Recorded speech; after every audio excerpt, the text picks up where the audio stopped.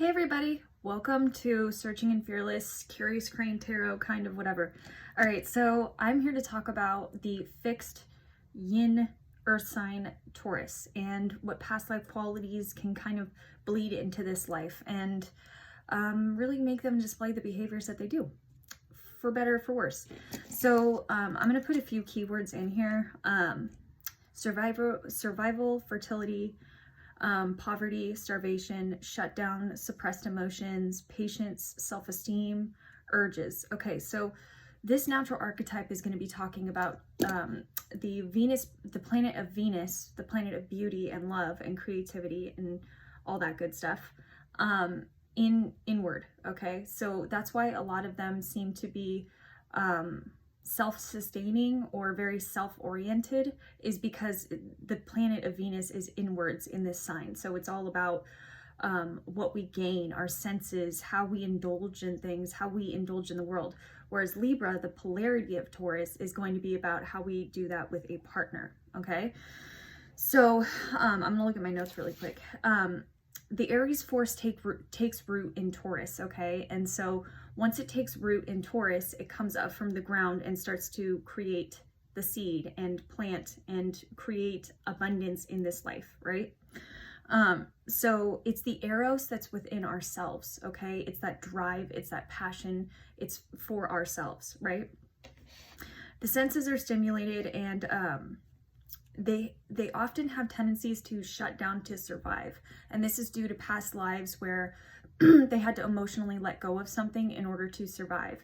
So like, for example, you could have had a past life where you were a brother or a twin. Okay, this is actually from the book that I read, so this isn't my own story, but you could actually have a past life where you had a twin or a brother and you guys went out hunting and all of a sudden a bear came and the bear, you both tried to get away and your twin was taken from you, okay? And you had to watch as your twin died, or you could have spoken out. But more than likely you had that past life where you had to literally shut down to survive. And those imprints can be left on Taurus very much. And that's why it can seem so flippant for them, because they've done this in past lives and it's something that they need to work through in this life. There's a conflict between feeling and surviving with this aspect. It can result in numbing, it can result in trying to escape, it can result in drugs, alcohol, mainly possessions though with Taurus. Like if you think about a car, okay, a lot of people with different signs would just be like, all right, it's getting me from point A to point B. All right. But with Taurus, they're going to think about, I can get the ladies with this car, or I can get higher status with this car. It's because they've had lives, previous past lives, or most of them have had past life signatures where they've lived alone most of their life and they had to gain their own resources in order to. So that's why they're so, I'll do it my way, you know, because it's worked for them in past lives. Albeit maybe not the best, but okay. Venus inward can also lead to isolated tendencies, like I was just talking about. Past lives where you can literally be isolated from others. There was a past life in the book that was talking about how someone was, they were orphaned and they were raised by their grandparents. They went into town one day and then when they came back, the grandparents died in a fire. And he realized in this past life that he could sustain himself until somebody came through and castrated him for different religious beliefs. But that's like 9th house, South Node, Taurus. That's a whole different thing. We won't get into that right now. So possessions can become highly valuable, and a sense of self can be identified through these objects. Feelings of inadequacy due to past life perceived failures, like for example in the book they talk about someone who had a past life as they were in a circus, they were in a traveling circus, and they were a really good juggler, but they were also deformed, right? So he was appreciated for his talents, but there was always that deformity that was giving him that sense of lack, that sense of feeling of inadequacy and hopelessness. And then that bled into the next life, which can lead into hoarding. It can lead into isolated tendencies. It could lead to poverty consciousness. Poverty consciousness is another huge thing with Taurus, okay?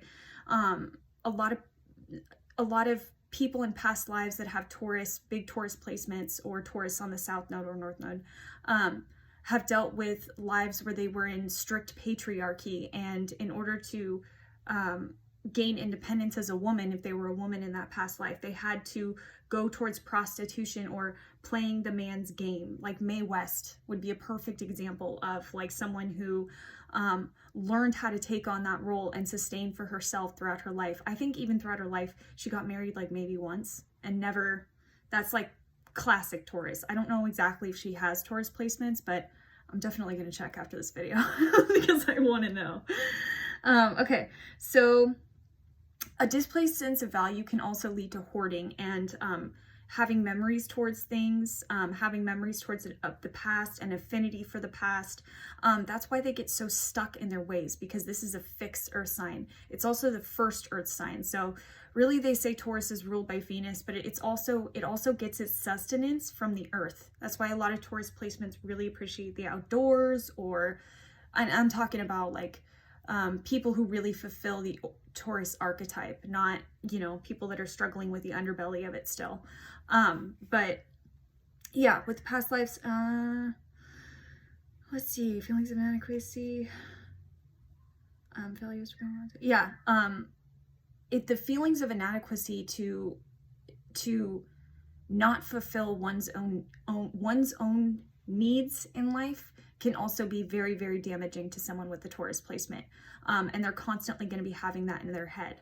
A lot of Taurus placements have lives where they were either farmers or in agriculture, and then they had lives where they were ferociously put into something. So it's constant, and with that farmer attitude, it's like at any moment their crops could have been lost. At any moment they could have gone into a drought. At any moment all of the things that provided their sustenance would have left them, right?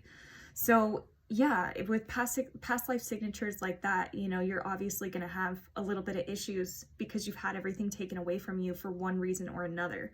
So this is just a quick explanation of the Taurus archetype, and I'll be back with Gemini soon.